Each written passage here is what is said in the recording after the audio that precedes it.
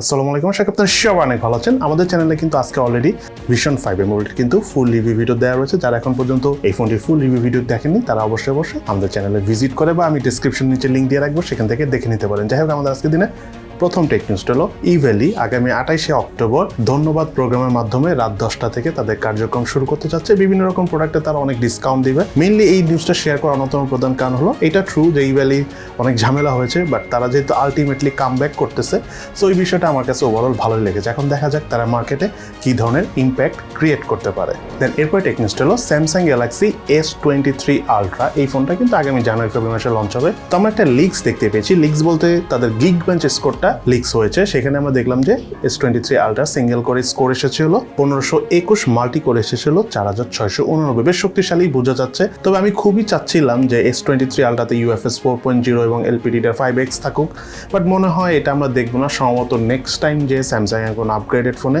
সেই স্টোরেজ অথবা র্যাম টাইপটা আমরা দেখবো। দেন এরপরে টেক নিউজটা হলো অ্যাপলের আইফোনে কিন্তু নানা রকম প্রবলেম দেখা দিয়েছে। স্পেশালি আমি 14 সিরিজের কথা বলতেছি। ক্যামেরা কাপাকাপি, সিম সাপোর্টেড ইস্যু। সো এই সব ইস্যু সলিউশন দিয়ে আজকেই কিন্তু অ্যাপলের iOS এর 16.1 এর আপডেটটা আসার কথা। সো অনেক দেশে আজকে এসে পড়বে রাতের বেলা এবং অনেক দেশে আগামীকালকে রাতের মধ্যে এসে পড়বে। সো যারা আপনারা অ্যাপেল ইউজার রয়েছেন, আগামীকালকে আপনাদের ফোনটা আপডেট করে ফেলবেন। দেন কথা বলবো সবচেয়ে কমন নিউজ Realme 10 এবং Redmi Note 12কে নিয়ে। Realme 10 ফোনগুলো চায়নাতে লিস্টেড হতে দেখা গিয়েছে এবং Realme 10 যেটা প্রো বা প্রো প্লাস, এই দুটো যে কোনো একটা ভেরিয়েন্ট কার্ভ ডিসপ্লেতে আসবে। তার পাশাপাশি কিন্তু প্রসেসরও 1080 দিয়ে আসবে। সো বোঝা যাচ্ছে যে ফোনটা একটু এক্সপেন্সিভ হবে। তার পাশাপাশি Redmi Note 12-এরও একটা ফোন কার্ভ ডিসপ্লেতে আসবে এবং সেই সাথে সেটা তো 1080 প্রসেসর থাকবে ডায়মেনসিটির এবং 210 ওয়াটের চার্জার থাকবে। এবং তারা বলতেছে, মানে মার্কেটিং করা হবে এইভাবে যে 8 মিনিটেই ফুল চার্জ হবে। তো একটা বিষয় আমরা কনফার্ম হয়ে গেলাম যে Realme 10 Pro Plus এবং Redmi Note 12 Pro Plus দুটো ফোনই বেশ এক্সপেন্সিভ হবে, যেটা আমার মনে হচ্ছে যে 40,000 টাকা থেকে 50,000 টাকা রেঞ্জে আসবে। তবে কম দামি Realme 10 এবং Redmi Note 12টা কতটা কম দামি হবে সেটা নিয়ে আমার মধ্যে কনফিউশন কাজ করতেছে, বিকজ এই দুটো ফোন মোটামুটি বাজেট বা মিড লেভেল বাজেট রেঞ্জে পাওয়া যায় দেখি সবাই কিনে। সো যদি কম দামে পাওয়া যায় তাহলে এবারও অনেক চলা চলবে।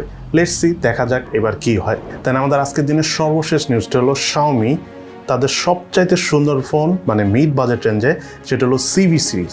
সো সেই CV2 ফোনটা কিন্তু কিছুদিন আগেই চায়নাতে লঞ্চ হয়েছে এবং এই CV2 ফোনটাই Xiaomi 12 Lite 5G NE নামে গ্লোবালি লঞ্চ হবে। সো এর আগে আমরা Xiaomi 11 Lite যেটা 5G NE ছিল, সেটা ওয়ার্ল্ডের ওই সময় ওয়ান অফ দ্য বেস্ট দেখতে ফোন ছিল, স্লিম ছিল, পাতলা ছিল, হালকাও ছিল।